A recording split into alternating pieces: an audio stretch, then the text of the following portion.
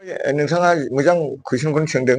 गंगार सोलिगासिनो दं। थारमाने जोंनि गोदोनिफ्रायनो फुराना इउपिपिएलफ्रा सोमला सोमथा लावगा लावगे एखेबारे रानदों रुनदों जेलानाखि प्रमद बर' सारा बा गबिन्द बसुमतारी राजा लामा जथाय होदोंमोन आन्दलन खालामदोंमोन नङा होमबा? बे समाव बिराद जोगोनार खुमब्रा खांनानै माइरं खांनानै रायजोफोरखौ आन्दलनकारिखौ जाहोबोदोंमोन।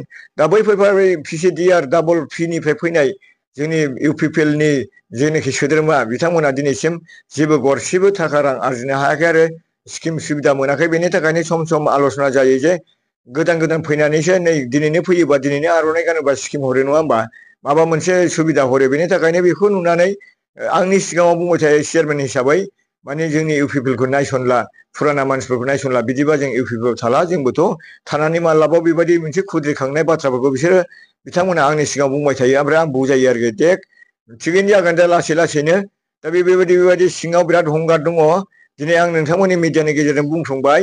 आं बुंनो गोसो जायाखैमोन नोंथांमोननि कुइसन खालामनायाव दिनै ओंखारबाय जे निस्सय जोंहा फुराना इउपिपिएलआ माने गोसोआव बिराद आघात दङ।